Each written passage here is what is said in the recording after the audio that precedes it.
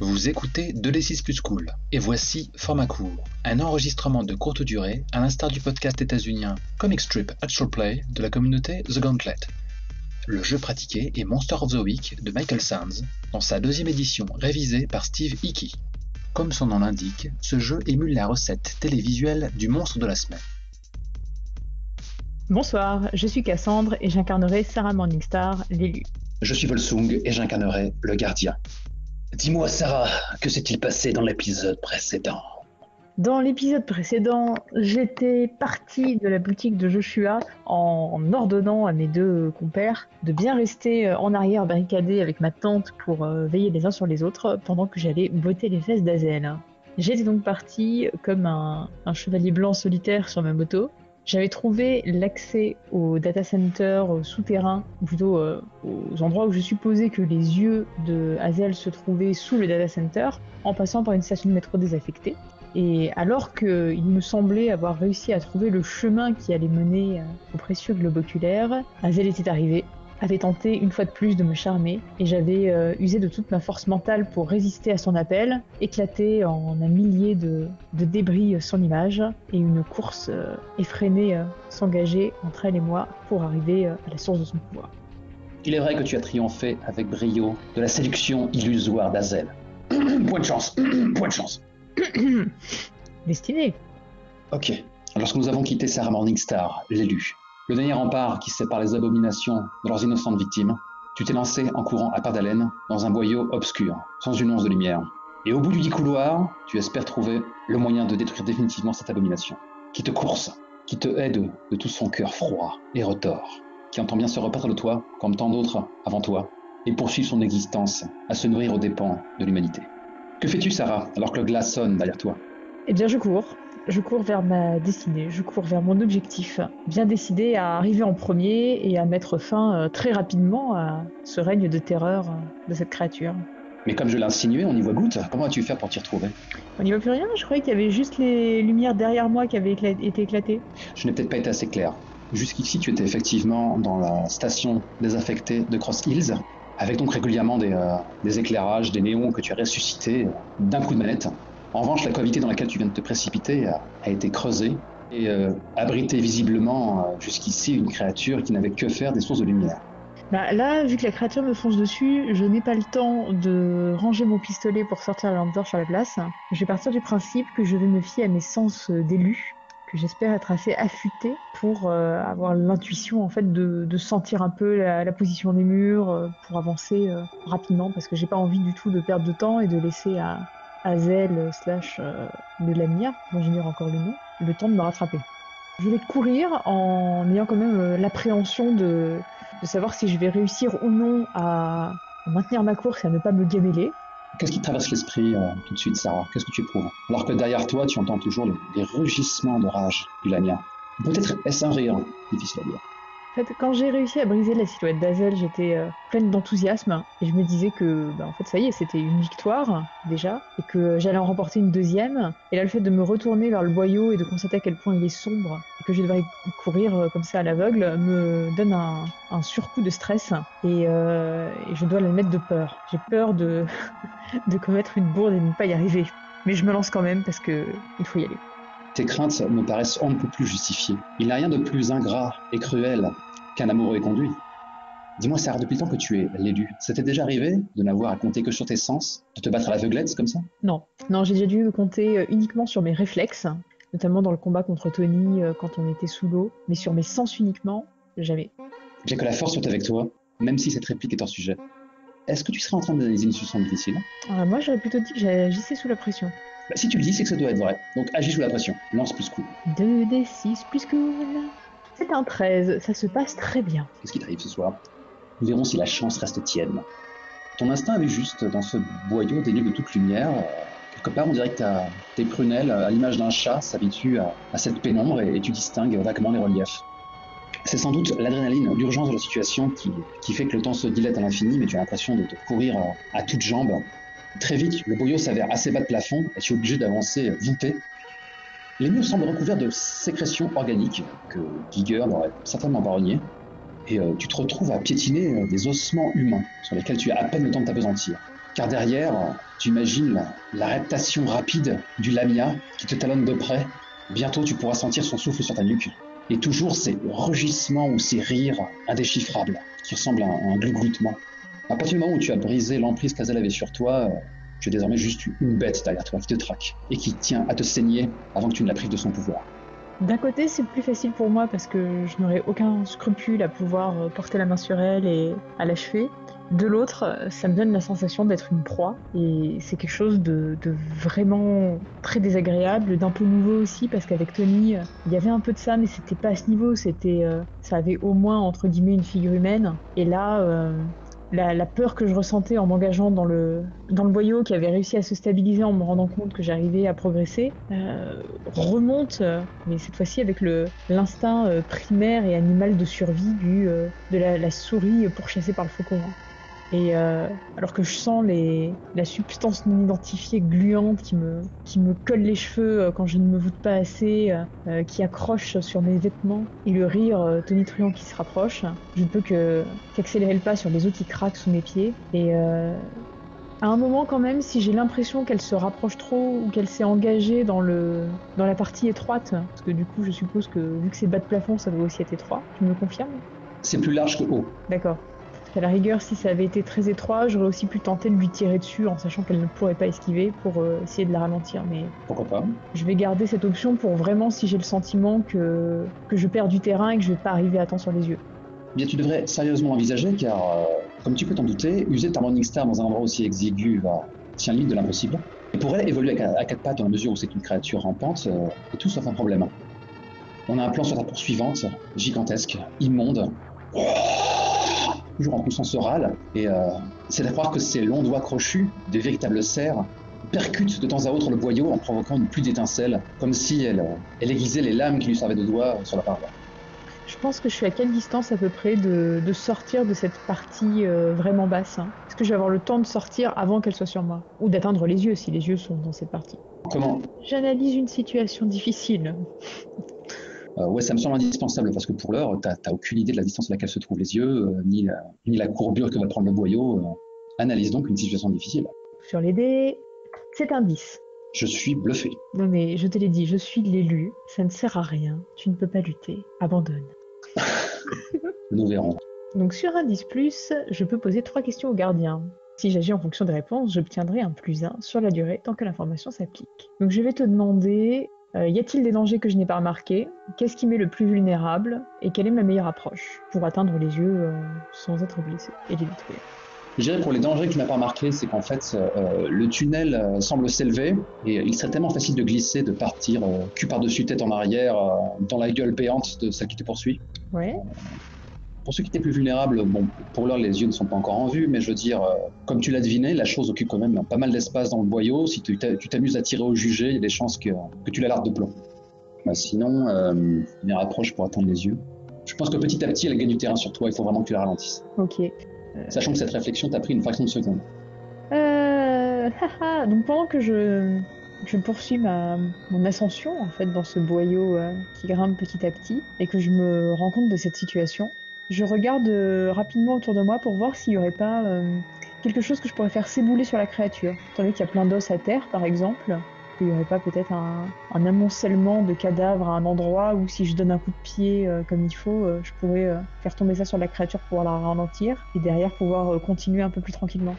Comme l'idée me plaît et qu'elle fait sens, tu es parfaitement en droit de me dire ça tombe bien, il y a un amoncellement de cadavres, exactement à l'endroit où tu t'apprêtes à t'engouffrer. Si ça se trouve, ce sont autant d'amoureux, d'amoureuses éconduits qui, quelque part, l'ont aidé patiemment à creuser cette cavité. Qui sait ? Sans aucun doute. Ça a dû prendre des mois, des années. S'ils savaient qu'ils allaient finir comme ça, ils n'auraient jamais rien fait de tel. Mais quand on aime, on compte pas. Ah bah oui, elle compte pas visiblement, hein, quand elle aime. Je suis sûre que ces personnes, si elles pouvaient parler d'outre-tombe, seraient très heureuses de pouvoir se venger. À défaut de pouvoir le faire elles-mêmes consciemment, au moins leurs dépouilles me serviront. Et Jacen me voit prendre appui sur le mur et décocher un grand coup de chaussure dans une pile d'ossements qui entraîne un éboulement d'encore plus d'autres os blanchis qui se met petit à petit à prendre de la vitesse, à être de plus en plus nombreux et à finir par arriver en pleine face de la créature. Ok, tu fais un agir sous la pression. Mais mine de rien, ce que tu dis est très pertinent. Ce boyau doit être littéralement rempli d'âmes sans repos, assassinées sauvagement. Ça me donne des idées de jet de weird, tout ça. C'est ce qu'on appelle arriver avec ses gros sabots. Mais sois fier, c'est toi qui viens de me souffler l'idée. Je prends mes dés, je les secoue, je souffle. 8. Ok, pas mal. Le problème, c'est qu'il y a un prix à payer. Tu obtiens ce que tu désires, mais tu perds quelque chose en échange. Oui, une issue foireuse, un choix difficile. Bon, allez, tiens, $1. Tu vas perdre un objet vital de ton équipement, alors je te laisse choisir. Est-ce ta Morning Star d'élu? Est-ce ton revolver, chèrement prêté par Joshua? Ou est-ce le talisman dont tu uses sans cesse comme un catalyseur de ta magie? Choisis vite ça. Est-ce que je peux prendre le vote du public, Jean-Pierre? Allez, ma foi, demande-lui. Oui, il n'y a que toi et moi dans ce boyau. Ouais, non, ça va être. Ce sera pas la Morningstar, sûr et certain. Fais vite, ça rentre en normal. On ne demande pas l'avis du joueur quand il subit une tuile. Dépêche-toi, elle s'approche. Elle est à deux doigts de te toucher, de se saisir de ta jambe et de l'arracher. Ok, je perds le flingue. Ok, Sarah. Alors que tu as à peine le temps de reprendre ton souffle, que tu t'agrippes désespérément à cette muraille guiguérienne, derrière toi la bête est toute proche, tu remarques cet amoncellement de cadavres, tu mets 2-3 coups de la crosse de ton arme pour espérer provoquer un éboulement organique, et tu y parviens. Mais effectivement, dans le processus, ton âme t'échappe des mains. Un cliquetis se fait entendre et tu la perds bien vite dans la pénombre. Des corps à différents degrés de décomposition dévalent cette pente et très vite viennent heurter et stopper le Lamia dans sa course mortelle. Ce hurlement est un hurlement de désapprobation. Je suis satisfaite d'un côté d'avoir réussi à freiner la chose, mais de l'autre assez inquiète d'avoir perdu mon arme. Mais de toute façon, je n'ai pas le temps de me poser la question et d'essayer de la chercher. Il faut que je continue, sinon cette diversion n'aura servi à rien. Et je m'élance dans la suite de mon ascension. Malgré moi, un peu inconsciemment, ma main, à présent libre du revolver, se porte à mon pendentif comme un geste pour me protéger. Et je me rappelle alors en fait de ce que j'avais réussi à faire quand j'étais face à Tony, réussir à dresser une ligne pour le bloquer et l'empêcher de passer hors du campus scolaire. Et je me dis que dès que je serai sortie de ce boyau, ou si Hazel se remet à être un peu trop près, il faudra que j'envisage peut-être de tenter de relancer le sort avec tout le calme possible dans cette situation. Voilà qui serait diablement efficace. C'est avec cette pensée que tu finis par gravir ce monticule. Une fois arrivé à l'autre bout, tu dévales une pente, tu roules, tu heurtes la paroi sans grand dégât. Tu en as vu d'autres. Horreur, ça termine sur un cul-de-sac. Toujours autour de toi, ces murailles organiques, ces sécrétions guiguériennes. Une fois qu'elle a déposé ses yeux en contact direct avec le réseau de Providence, elle a sans doute colmaté le passage, comme pour quelque part les protéger. Et elle a eu bien raison. Merde. Et du coup, je vois d'où vient le rougeoiement au travers d'une éventuelle paroi ou pas du tout? Je ne sais pas, le vois-tu? Le sens-tu? Eh bien, qu'est-ce qu'il faut que je fasse pour savoir si je le vois ou si je le sens? J'ai tendance à te dire que je peux, vu que j'avais perçu la chose à distance, à une telle distance, en fait, ça doit pas être physiquement avec mes yeux que je le vois, ça doit être une espèce en fait d'aura magique que je perçois et qui m'attire à cause du lien que j'avais commencé à avoir avec la créature quand elle m'avait charmé. Je peux un peu ressentir ça, comme si moi visuellement je percevais une aura rouge, mais en fait elle n'est pas physiquement détectable quoi, par d'autres personnes.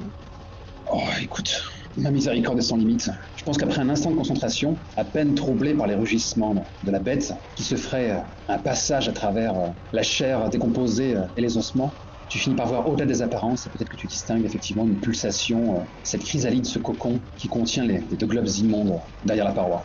Que fais-tu, Sarah? Écoute, ça dépend. Est-ce que j'ai l'impression que c'est vraiment juste derrière la paroi et qu'un coup de Morningstar c'est fini, je suis dessus? Ou qu'il me faudra beaucoup plus de temps et potentiellement devoir creuser dans une certaine tranche de profondeur, enfin dans une certaine épaisseur du mur? Eh bien, je pense que les yeux sont à distance d'un nouveau foutu jet d'agir sous la pression, tout simplement. Je t'avais prévenu que c'était vraiment le move par défaut dès qu'on faisait les choses un peu compliquées. C'est très bien parce que je suis douée pour agir sous la pression. Tout ça, c'est un gigantesque et unique agir sous la pression. Si tu te botches, elle va te sauter sur le rable et te battre comme plâtre. Oui, j'hésite. Je n'ai que quelques secondes pour décider soit d'assonner un grand coup de Morningstar dans cette paroi, soit de me dire que je sors mon amulette, je la pose au sol et j'essaye de maintenir Hazel à distance. Prends ta décision. Une main sur l'amulette, l'autre main sur la Morningstar. Finalement, je lève mon bras qui tient la Morningstar et j'essaie un grand coup dans la paroi. Nous verrons si tu vas le regretter. Agis sous la pression, Sarah. Pour la énième fois. C'est quand on se tranquille, elle va mourir. C'est complètement dingue. Excusez-moi. Comme tu peux imaginer, tu n'as pas l'ampleur de mouvement nécessaire pour abattre ta masse efficacement. C'est du pommeau que tu martèles la paroi et elle cède sous tes assauts. Avec un bruit de chitine qu'on brise, tu remarques avec un soulagement perceptible une lueur rouge qui pulse à travers les gravats. Frappe, Morningstar, frappe! Le Lamia est si proche. Est-ce que je peux supposer qu'il s'agit d'un jet de beauté des yeux? En temps normal, tu pourrais te payer les yeux sans aucun problème. Je veux dire, tu vas pas jeter les dés pour atteindre un objet inanimé. Sauf que cet objet est la source de son pouvoir. Tu sais donc ce qui va se passer. Il va me frapper avec un éclair quand je vais me rapprocher, façon magie de défense. Non. Non. Un phénomène beaucoup plus attendu et familier. Fais-moi un jet de weird, s'il te plaît. Azed va mettre la main sur l'épaule. Ah, mais tu ne veux pas faire ça. Exactement. C'est cool, le truc. Fais-moi un jet de weird. Il est réussi. Pas mal du tout. Nous reprenons donc le move quand vous contemplez le glyphe du Lamia. Sauf que le glyphe, c'est un symbole ésotérique qui est apparu sur ton portable. Et donc tu as perdu tout souvenir. Là, tu contemples directement les yeux à nu, tant dire que le move s'applique. Donc tu as lancé plus weird, et sur un 7-9, tu résistes, mais tu auras un -1 sur tous les moves, aux dépens du Lamia ou de la source de son pouvoir. Mais comme je l'ai dit juste avant, tu n'as pas besoin de faire un jet pour écraser 2 œufs au plat. Que fais-tu, Sarah? Écoute, je sors les yeux, je les jette à terre et je m'apprête à les écrabouiller. Leur contact est écœurant. Cette chose est glissante, molle, entre tes doigts. Leur luminescence s'intensifie, pareil des battements de cœur affolés, alors que tu t'en saisis. Et cette lueur éclaire plus loin dans le boyau le visage repoussant du Lamia, qui jaillit à travers une cage thoracique déjà béante, et qui peste et crache en ta direction, ses doigts sifflant dans le vide, alors qu'elle frappe à 2 cm de toi. Et que fais-tu? Écoute, je me prépare à éventuellement me prendre une bonne baffe dans la gueule, mais l'essentiel pour moi c'est de balancer ses yeux par terre et de les écraser, quitte à derrière en fait devoir affronter le Lamia dénué de ses pouvoirs et à m'être pris un coup dans l'exécution de ce plan. Donc Donc je jette les yeux par terre et je les écrabouille d'un grand coup de godesse. Décris-moi ça. On la voit déjà sortir les yeux de la paroi, le visage illuminé par cette lumière jaune émise par les globes oculaires visqueux dans ses mains. Le Lamia qui arrive, qui n'a plus grand chose à voir avec la magnifique gazelle. Absolument rien. Le visage tendu de Sarah qui prend une inspiration et s'attend à prendre un choc, qui jette les yeux à terre. Et là, plan de caméra où on voit du coup, depuis la position des yeux, la scène, la grande chaussure de Sarah qui se rapproche et qui martèle encore, avec la terre qui vient petit à petit recouvrir le champ de la caméra. Et la lumière des yeux qui meurent en même temps que leur pouvoir. J'aurais tout fait pour te mettre des bâtons dans les roues. Tu as lancé 5 fois les dés, tu n'as pas échoué une seule fois. Un hurlement de rage du Lamia, qui devait sans doute se jeter à ta gorge en espérant te lacérer une bonne fois pour toutes, alors que tu détruis une partie essentielle de sa personne. Elle est agitée de convulsions, de soubresauts, de cris de rage, alors qu'elle se heurte au caveau, s'agite en tous sens, bat des bras désespérément dans le vide. De l'autre côté du conduit, sa queue fouette l'air, provoquant sans doute un éboulement. Elle hurle, telle une bête mourante. Tu n'as aucun mal à imaginer les imprécations de haine que ces rugissements représentent. Mais elle ne semble pas trépasser. Que fais-tu, Sarah? Si je n'étais pas autant effrayée, dégoûtée et pleine de rancœur envers cette créature, je pourrais presque avoir de la peine pour elle de la voir sembler souffrir ainsi. Mais ce n'est pas de l'empathie que j'ai à son égard. Je veux l'achever. Avec détermination, je m'approche d'elle pendant qu'elle rue en tous sens et je guette le bon moment pour pouvoir lui asséner un grand coup de Morningstar avec le meilleur angle possible qui ne sera pas un angle vertical mais plutôt horizontal pour essayer de la faucher en pleine tête ou en pleine poitrine quand elle sera exposée. Excuse-moi cette expression, qui sera sans doute assez malsaine et maladroite, mais vous êtes à l'heure actuelle plus intime que vous ne l'avez jamais été. Je veux dire, le boyau s'est rétréci à l'extrême.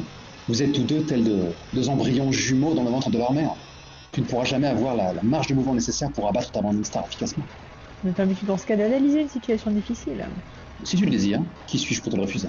Je vais me faire un petit jet de Sharp. Moi j'ai confiance, je sais que tu vas réussir. C'est un 9, succès mitigé, c'est amplement suffisant pour t'apporter la réponse que tu espères. Mais quelle est cette question? Eh bien, quelle est ma meilleure approche pour détruire la créature dans cet endroit et maintenant? Je dirais, et c'est plus facile à dire qu'à faire, que si tu réussis à te glisser derrière elle, à défaut de pouvoir utiliser ta Morningstar comme il se doit, tu pourrais te contenter de faire passer les maillons de la chaîne autour de sa gorge et de serrer jusqu'à ce que mort s'en souve. Brise la nuque de cette saleté, ou prive-la d'air. En tout cas, il faut que je passe derrière elle. Oui, Ok, bon écoute, en tout cas, mon objectif, c'est de pas rester coincé entre elle et le mur. Je veux me retrouver du côté où je pourrais repartir. Et pour ça, bah, comme tu dis, il faut que j'aille guette le moment où, dans ses mouvements Mais- incontrôlés, je vais avoir un petit passage pour réussir à me glisser sans m'en Mais prendre. Sarah, n'as-tu pas saisi dans quel guépier tu te trouves? Il t'est impossible d'échapper à ce conduit. La seule issue est face à toi et elle en occupe tout l'espace. Oui, mais justement, je peux passer derrière elle, si je m'y prends Mais bien. comment? À part en glissant sur son corps? C'est chose impossible, Sarah. Vous êtes à moitié recouvert par les éboulis de ses sécrétions et par les cadavres. Rien n'est impossible pour l'élu gardien. C'est une claustrophobie traumatique qui t'attend au mieux si tu survis cet affrontement. Si tu veux passer de l'autre côté, il va falloir être en contact avec elle, et tu sais ce que ça peut signifier. Un dégoût intense de ma personne? Si c'est pas toi qui la tue, c'est elle qui le fera. Bien. Toute marge de manœuvre étant inexistante, je n'ai pas le choix. Je vais devoir tenter de mettre fin à ces jours ici, maintenant. Je ne peux te dire non, je te dis juste qu'il sera beaucoup plus dur de réussir à lui passer dessus, ou dessous, que sais-je, et s'extirper du boyau dans l'autre sens, sans y laisser les plumes. Bon, je veux dire, elle a un corps gigantesque. Il va falloir parcourir toute sa longueur pour s'extirper du boyau. C'est autre chose que s'arrêter au niveau de sa tête et de faire ce que tu as à faire. Ok, bah écoute, dans ce cas, soyons pragmatiques. J'ai déjà réussi à détruire ses yeux. Je pense que l'humanité est déjà plutôt sauve grâce à ça. Il reste à me sauver moi-même à présent. Et n'y allons pas par quatre chemins. De toute façon, il n'y en a qu'un. Je vais tenter d'étrangler avec la chaîne de ma Morningstar. C'est ton dernier mot, Sarah? C'est mon dernier mot, gardien. Ok. Et tu dis vrai, ça n'est désormais plus qu'un prédateur repoussant qui n'a plus aucune capacité d'hypnose ou d'attraction surnaturelle. Son régime va en prendre un coup si elle survit à cette étreinte. Il ne s'agit toujours pas de botter des culs. Étrangement, tu ne cherches pas juste à échanger des dégâts avec elle, tu cherches à te placer à ton avantage. Donc c'est encore un agir sous la pression, c'est encore du sang-froid dont il te faut, plutôt que de la rage. 7.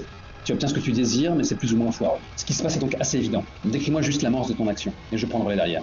Donc elle rue, elle bouge, son gigantesque corps est cailleux un peu partout, recouvert de substances visqueuses. Les os craquent encore parce qu'il y en a encore un peu partout sous elle, mais aussi sous moi. Alors que je m'approche, j'évite un morceau de sa queue qui fouette l'air et avec d'un côté la partie pointue de ma Morningstar presque en main et de l'autre le manche. J'attends une bonne seconde avant de sauter sur elle pour essayer de l'étrangler avec cette chaîne. Lors d'un de ces spasmes, son crâne venait de heurter bruyamment le plafond du caveau. Elle semblait sonner, et c'était le moment pour toi d'agir. Et dès l'instant où tu as bondi sur son dos, que tu as fait passer la lourde chaîne sur sa gorge, elle s'est mise à nouveau à se rouler en tous sens, avec la frénésie d'une bête acculée. Du coup, elle t'a broyé sur le plafond du boyau. Tu as senti même que le boyau cédait à ton contact. Tu craches le sang alors que tes omoplates s'écrasent entre cette chose massive et la muraille organique. Mais tu en as vu d'autres. Tu ne prends qu'un point de harme au vu des 2 armes que ton armure naturelle t'accorde. Tu craches le sang, mais l'adrénaline te rend invulnérable. Peut-être est-ce simplement ta détermination. Que fais-tu, Sarah? Est-ce le choc avec violence, mon corps me fait mal, me demande d'arrêter, de prendre un peu de repos, mais je ne l'écoute pas. Il faut que j'en finisse ici et maintenant avec cette créature. Ses yeux ne sont pas suffisants. Si je veux m'en sortir, il faut que je l'achève de toute façon. Alors, malgré la douleur, malgré le sang qui commence à couler à la fois dans mon dos, aussi au coin de mes lèvres, je serre les dents en même temps que ma poigne qui se referme sur la chaîne. Et je tire, je serre, jusqu'à ce que cette créature, ses mouvements se fassent de plus en plus lents, se fassent de plus en plus difficiles, que les coups qu'elle parvient à me porter en m'écrasant contre la paroi soient de moins en moins forts, et je ne relâcherai qu'au moment où elle sera complètement arrêtée au sol. Crèvera-t-elle donc? À la fin, botte des culs, Sarah. Cette fois, le move s'applique. Botte des culs. Je vais botter ses fesses avec un 7. Échange de dégâts. Coche à nouveau arme, car c'est exactement ce qui se passe. Elle tombe incapable de se saisir de toi et de te déchiqueter en tous sens. Elle entend juste broyer par sa masse, mais tu tiens bon, tes muscles bandés à l'extrême. Tu serres ton arme d'élu autour de cette gorge honnie, la privant d'air, cisaillant sa chair. Et c'est exactement ce qui se passe. Alors qu'elle râle, alors qu'elle gargouille, alors que la haine, sans limite qu'elle te voue, devrait subir à t'embraser, cette vie interminable, cette vie bien trop longue, est en train de la quitter. Il était temps que son existence s'achève, pour de bon. Elle rugit, mais c'est juste un gémissement étranglé qui s'échappe de ce gosier puant. Ses griffes se plantent dans le sol, laissant une strie illuminée par quelques rares étincelles. Un dernier soubresaut, sa tête tombe lourdement de côté, en un angle improbable. Elle ne bouge plus. Je continue encore à serrer la chaîne autour de son cou pendant, je ne sais pas, peut-être quelques secondes seulement, peut-être 1 minute, difficile de savoir. En tout cas, je ne veux pas la lâcher. Mes muscles sont comme figés dans cette posture, dans cette force que je mets. J'ai l'impression que je pourrais lui arracher la tête à force de continuer. Mais je veux vraiment être sûre que c'est terminé. Je veux vraiment être sûre que ça en est fini. Tandis que mon regard se plonge, non pas dans ses yeux, mais dans ses orbites vides, où s'il avait s'agi de n'importe quelle autre créature, j'aurais cherché à voir si la vie avait bien quitté ce faciès. C'est vraiment trop difficile à dire. Au bout de ce temps, très difficile à estimer, je relâche enfin ma prise. Mes muscles se détendent. Et je roule moi-même sur le côté pas très loin de la créature, peut-être même au corps à corps dans ce boyau étroit.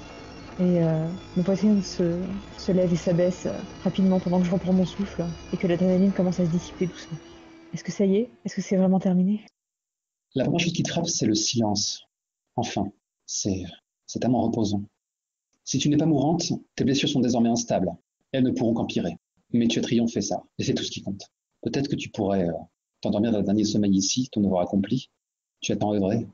Repose-toi, Sarah, repose-toi. Je ferme les yeux un instant et je savoure le silence, je savoure le fait que ça y est, c'est terminé. J'ai une espèce de bouffée de rire en fait qui me monte à la gorge et sans vraiment d'explication rationnelle, je me mets à rigoler dans cette grotte qui n'en est plus une, qui ressemble plus à un cercueil à présent avec les parois éboulées à moitié sur moi, à moitié sur la créature. Je mets la tête en arrière, j'essaye d'apercevoir le boyau par lequel j'étais venue. Il n'est pas question que je reste coincée ici. Je glisse ma main dans ma poche, je touche le téléphone que Becca m'a remis, le sien, et je me dis que il faut que je ressorte. Je dois ressortir, je dois lui rendre. Je dois lui dire que oui, j'ai survécu. Je dois voir Joshua, je dois m'excuser pour ce que je lui ai fait. Je dois lui dire qu'il ne s'inquiète pas, que ce qui devait être fait a été fait. Au moins, il faut qu'il sache qu'il sera présent, protégé, que tout va bien. Et je me retourne un peu sur moi-même pour passer du coup de la position où j'étais sur le dos sur le ventre, toujours avec ma Morningstar tenue comme je peux dans la main. Je commence à avancer les bras pour ramper vers cette sortie. Ce sera difficile, mais au bout du tunnel, n'est-il pas toujours la lumière? Ta réputation sera longue, Sarah, mais ton cœur est désormais plus léger, car ton devoir est accompli. Donc je pense qu'on perd un peu la notion du temps, alors que tu es assommé par les ténèbres et le silence, à ramper, pouce par pouce, vers la vie, vers cette renaissance. Et on finit par voir ton visage couvert d'écorchures et de crasses, baigné par les lueurs de la station Cross Hills, alors que tu es enfin en mesure de te lever. Tout ton corps te fait souffrir. Ton sang s'égoutte lentement. Tes côtes sont peut-être cassées. C'est en boitillant que je reprends le chemin le long de la voie du métro. J'ai mal, j'y vois plus grand-chose. Je suis couverte d'égratignures et je dois avoir l'air d'être passée sous une des rames que je croise tandis que je progresse dans les tunnels. Effectivement, tu te cales à nouveau contre la paroi alors que une nouvelle rame de la Red Line passe en trombe. Les gens ignorent tout de ta présence. Et quelle n'est pas la stupeur du digne propriétaire de Rockwood Drive à qui tu vas donner quelques dollars, qui lève à nouveau le nez de ton journal et te voit dans l'état où tu es. Pouah! Oh ma pauvre dame, mais qu'est-ce qui t'est arrivé?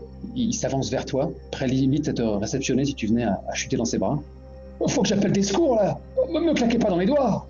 Ça doit lui paraître vraiment incongru parce que c'est un sourire heureux que je lui adresse quand je vois sa sollicitude. Parce que après tout ce que j'ai dû faire pour protéger les gens, qu'une personne lambda comme ça, aussi incongrue soit-elle dans la situation, veuille m'aider, ça m'arrache un sourire. Je lui dis non, vous inquiétez pas, on va s'occuper de moi chez moi. Et maladroitement, avec une main sans doute couverte de pas mal de sang séché et moins séché, je lui tapote l'épaule et je lui dis mais si vous voulez bien m'accompagner jusque dehors, je vous serai reconnaissante. Cette scène est aussi surréaliste que tu peux l'imaginer. De nouveaux fêtards descendent la station de Rockwood Drive, histoire de se payer un peu de bon temps dans des lieux de providence connus de eux seuls. Et donc, au début, les gens s'écartent sur votre passage, alors qu'on voit cette post-ado que tu es dans un état alarmant. Épaulé par ce bon samaritain un peu locteux, les gens s'empressent d'en s'emparer de leur portable pour appeler des secours. Et bizarrement, il y a une sorte de grande gigue échevelée qui court dans votre direction et qui fait « Oh, putain, tonton, je crois que c'est elle !» J'imagine que tu le gratifies d'un regard surpris. Derrière, tu vois un autre gars beaucoup plus âgé. Et dès l'instant où il prend la parole, tu reconnais sans mal la voix de Randall. « On est bien content d'avoir retrouvé votre trace, Morningstar. Vous étiez injoignable. » C'est la première fois que tu vois Randall. Ouais. Et du coup, à quoi ressemble-t-il, Randall? Je sais pas pourquoi, je vois Michael Keaton dans le rôle du vautour. Et donc effectivement, on voit cet homme d'âge mûr, un peu dégarni, regard pénétrant. Tu te rappelles que je l'avais décrit en train de cracher du sang en off, donc il doit pas être en très bonne santé.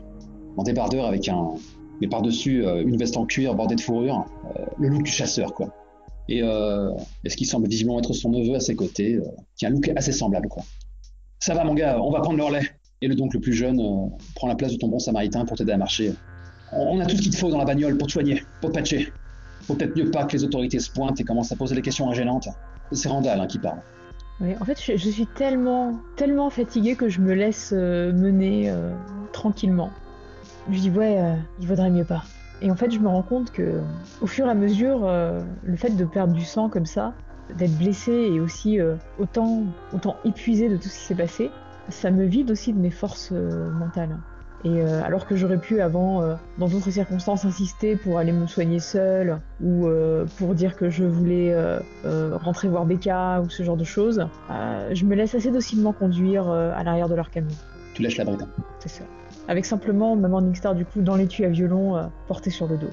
À peine audible, alors que tu perdrais limite conscience, tu entends la voix du plus jeune qui déclare en fait, le petit père Blake, il avait bien prévu le coup, il avait placé un mouchard sur ta moto, c'est comme ça qu'on t'a retrouvé. On a été ravis de l'apprendre. T'as le salopard. Enfin, vous êtes là, faisons ce qu'il y a à faire.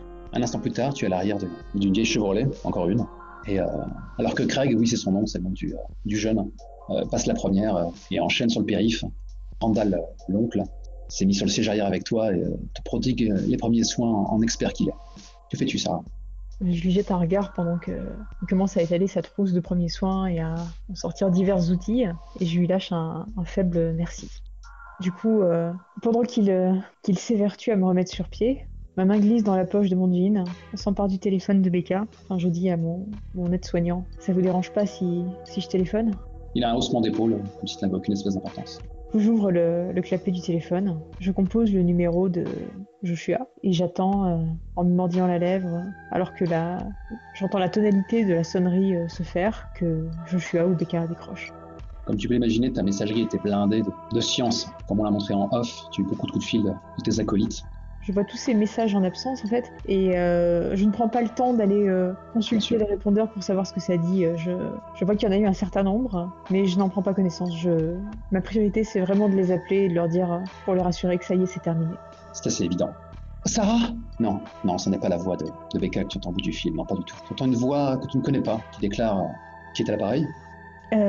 Oui, bonjour, c'est Sarah pour Joshua, que je me suis pourtant pas trompée de numéro. Ici, c'est l'officier Manrazo. À qui est-ce que je m'adresse ? J'ai un moment comme ça où je fais ces petits bruits d'être un peu coincée, hésitante sur ma réponse. Je dis, je m'appelle Sarah, je suis une élève de Joshua. C'est mon professeur de cours particulier en histoire. Et en fait, j'ai l'inquiétude qui monte dans ma voix et qui se voit bien dans la conversation, parce que je suis en train de me dire, mais pourquoi est-ce qu'un officier ça veut dire la police, est-ce qu'il serait arrivé quelque chose en mon absence, est-ce qu'il est arrivé quelque chose de terrible? Donc on peut sentir en fait toute cette angoisse dans mes phrases que je n'arrive pas à exprimer et qui restent sur où est Joshua? Sarah, c'est vous qui résidez au 42 Dearborn Court ? C'est mon adresse ou pas? Bien sûr. Oui, pourquoi? Effectivement, un silence au bout de la ligne. Vous êtes loin de chez vous ? Oui, je peux arriver d'ici une demi-heure, je pense. Qu'est-ce qui se passe? Vous devriez venir au plus vite. Je ne pense pas qu'elle soit une bonne chose d'en parler au téléphone. J'ai mon cœur qui se serre, parce que en général, quand un policier dit ça, c'est vraiment pas bon signe.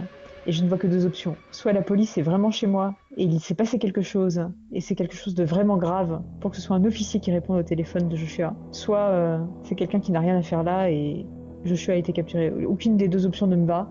Et je redoute vraiment très fortement que j'ai été trop lente avec la créature, ou que j'ai pu louper quelque chose, qu'elle n'ait pas été seule. C'est du coup avec une voix vraiment ténue, une voix d'enfant apeuré et pas sûr d'elle, que je dis bien d'accord, j'arrive dès que possible. Et je raccroche mollement. Et je jette un regard à Randall, qui est le seul interlocuteur que j'ai. Et dans mes yeux, il peut lire toute la détresse qui m'habite en cet instant. Il te lance un regard pénétrant, il a compris, et il déclare à Craig, un peu alarmé devant, écrase le champignon. Ça ira, elle peut l'endurer, c'est l'élu. Effectivement, tu te sens déjà un peu mieux, hein, mine de rien. Enfin, extérieurement, tu te sens mieux. Et c'est sûr qu'intérieurement, là, c'est pas la joie. Je peux déjà te déclarer qu'il a stabilisé ton état, mais c'est sans doute dû à ton incroyable constitution. Et donc on a cette scène où il y a la Chevrolet qui grille les feux rouges, qui laisse de la gomme au carrefour et qui trace dans la nuit. Tu finis par passer dans ton quartier ô combien familier, autant d'images de ton enfance. Et effectivement, il y a un cordon de police. Un officier vient tout de suite à votre rencontre, une femme brune, un peu typée, sans doute celle que tu as eue au téléphone. Sarah, c'est vous? Ah, c'était une voix de femme au téléphone. Je pensais que c'est une voix d'homme. On l'a pas dit. Je ne l'ai pas précisé, mais Ok. maintenant c'est une vérité. Oui, c'est moi, vous êtes Menrazo. Tu as Randall qui s'est empressé de faire disparaître son nécessaire de survie et à le caler sous le fauteuil. Craig, qui est quand même un sacré loustic, tâche d'avoir l'air décontracté en face des badges, et elle attend que tu sors de la voiture. Eh bien, je le fais. J'ouvre la porte de la voiture et je vais vers elle à grands pas, autant que mon état me le permette. Elle te gratifie d'un regard stupéfait quand elle voit dans quel état tu es. J'imagine que tu as eu une grimace de douleur en te levant. Non, ça, je l'aurais... Ne me dites pas que ce malade vous a retrouvé. Quoi? Quel malade? Non, vous inquiétez pas, je suis comme ça parce que on tournait un film avec des zombies et je faisais une victime. Enfin, c'est pas intéressant. Qu'est-ce qui s'est passé? Quel malade? Il y a Craig qui fait une grimace dans la voiture et Randall qui murmure une petite futée. Car c'est une très bonne excuse. Il y a Madrazo qui fait un geste de la main comme si elle avalait ton bobard, mais on n'est plus à ça de toute manière. Et elle lance un regard inquiet en direction d'un véhicule. Et là, tu distingues ta tante qui se lève subitement, elle titube un peu. La couverture de circonstance qu'on a drapée autour de ses épaules tombe de façon théâtrale et elle se précipite vers toi avant de t'enserrer dans ses bras. Sarah, j'ai eu si peur. Je cours vers elle en même temps qu'elle court vers moi et je pense que notre étreinte est mutuelle, forte et synchronisée. Et je lui dis, pourquoi? Qu'est-ce qui se passe? Tata, qu'est-ce qui s'est passé? Madrazo baisse les yeux, laissant d'abord ta tante raconter. Écoute, Joshua et Becca étaient là, ils m'ont dit de pas m'inquiéter, que tu serais là, que tu avais une journée compliquée, mais que tout allait s'arranger. Et un peu plus tard dans la soirée, on m'a sonné à la porte, je suis allé ouvrir et il y avait cet homme. Et là, elle étouffe un court sanglot. Reposez-vous, Madame Reeves. Elle la confie au bon soin d'un acolyte, qui à nouveau va la faire s'asseoir, la faire boire, et prendre le relais auprès de toi. Elle te juge du regard, et peut-être qu'elle a senti que tu t'es fait d'un autre acier, que tu étais capable d'encaisser la vérité. Nous savons encore peu de choses. Je vais vous exposer les faits. Il faut que vous soyez forte.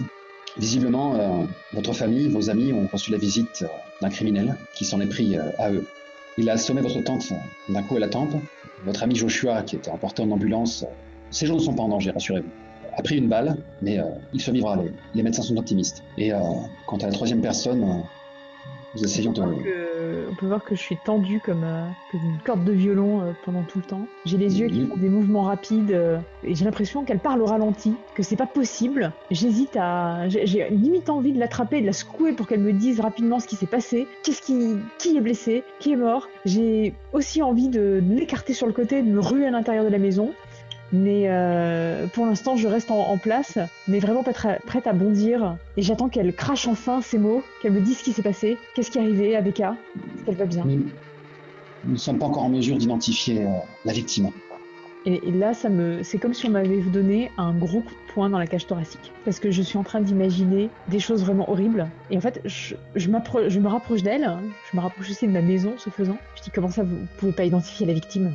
Le corps a été brûlé vif, carbonisé par une source de chaleur intense. J'ai le bas de la mâchoire qui se décroche. Mais il y avait que ma tante, il y avait que Joshua et Becca, donc c'est forcément Becca, c'est ça? C'est ce que vous êtes en train de me dire? Enfin, tu sens une compassion et une pitié sans limite alors qu'elle te regarde avec une tristesse infinie. Vous voulez voir? C'est pas que je veux, c'est qu'il le faut. Amenez-moi-y.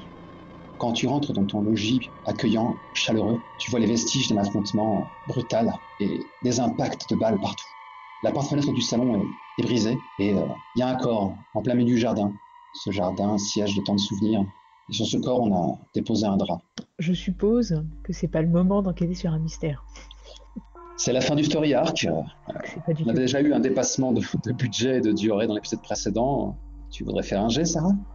Parce que quand je rentre et que je vois les impacts de balles, que je devine le corps au loin dont on m'a dit qu'il avait été carbonisé et que je pense qu'heureusement pour l'instant je ne le vois pas encore, c'est vraiment ce que je me demande. Je me dis mais qu'est-ce qui s'est passé? La créature était antidiluvienne, elle était avec moi. Elle n'agit absolument pas comme ça. qui a pu venir, qui a pu s'en prendre ainsi à 3 innocents, et avec des méthodes aussi différentes. Je suis en train de m'en vouloir d'avoir emprunté le revolver de Joshua. Je me dis qu'ils auraient été tellement mieux s'ils avaient eu une arme, sauf qu'elle ne m'a pas servi. Et donc ça prend juste un moment en fait où j'essaye de comprendre pendant que je marche vers le corps ce qui a bien pu se passer. Mais je garde une partie de mon esprit concentrée quand même sur cette question, cette appréhension en fait de qu'est-ce que je vais découvrir quand je vais soulever le drap. Des ossements carbonisés au dernier degré. Une forme humanoïde qui aurait été passée au napalm. Est-ce que ça pourrait avoir la taille de Becca ? Difficile à dire. Il reste plus rien, il reste même plus la moindre trace de vêtements. Non. Je retiens Non, je n'arrive pas à le retenir en fait, un hoquet, un soubresaut de choc, en imaginant ma meilleure amie brûler vive par je ne sais quoi, sa peau fondre, ses cheveux partir en fumée. J'imagine l'odeur de chair grillée, j'imagine ses souffrances. Et je tombe à genoux et les larmes me montent aux yeux et j'ai ce soubresaut en fait, pendant que je commence à me mettre à pleurer à chaudes larmes. L'officier Madrazo pose une main sur ton épaule. Vous croyez pouvoir identifier la victime ? Je prends une longue inspiration pour calmer mon état. Je vais vous laisser un peu seul. Elle s'éloigne. Tu es seul dans ton jardin. D'un côté, j'aurais envie de toucher ce corps pour voir si je pourrais pas trouver le moindre indice, mais je sais qu'il y a rien à trouver. Et puis, j'ai absolument pas envie d'entrer en contact avec ces ossements. Je reste à regarder le corps comme ça. En fait, mon esprit est envahi par les suppositions, les scénarios de ce qui a pu se passer. J'imagine une fusillade, j'imagine un homme, une silhouette grande, noire, dans un imperméable dont je ne vois pas le visage, avec un chapeau, qui sort un pistolet, qui tire partout, et Becca qui fuit dans le jardin, désespérée, qui s'enflamme sur place. Et je me dis que dans rien de tout ça ne tient debout. Je ne comprends pas. Et je ne veux pas croire que ça puisse être Becca qui soit là. Je ne veux pas que ce soit elle. Parce que si c'était elle, qu'importe qui a fait ça, un monstre, un humain, une créature magique, qui qu'il soit, singulier ou pluriel, ils paieront.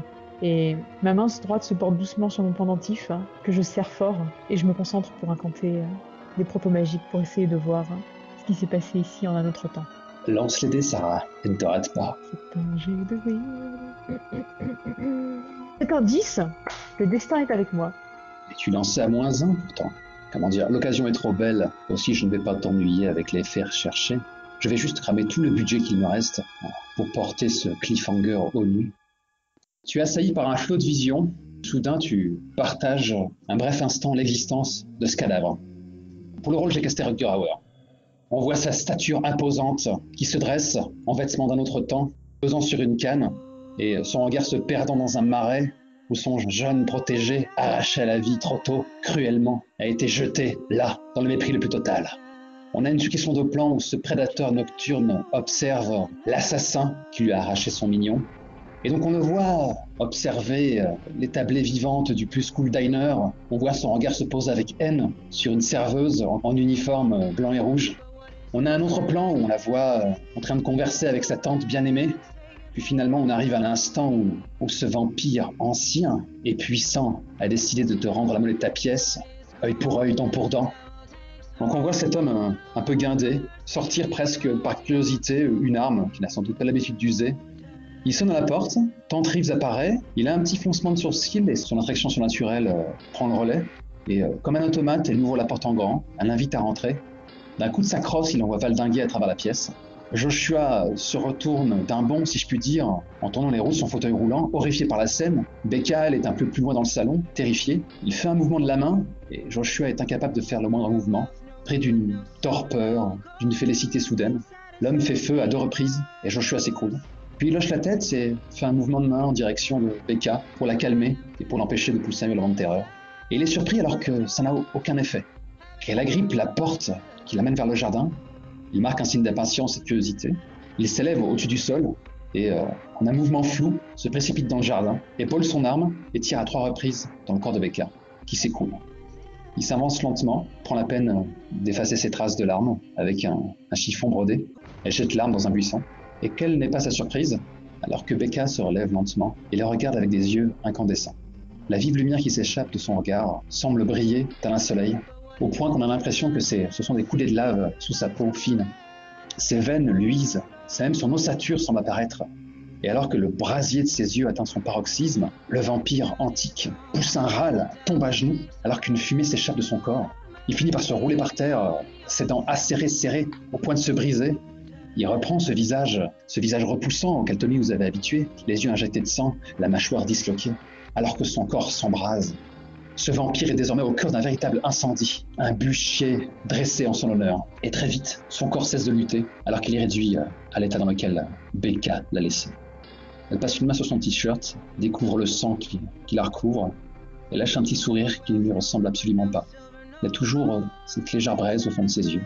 Et avec une démarche presque sautillante, elle retourne à l'intérieur de ton logis.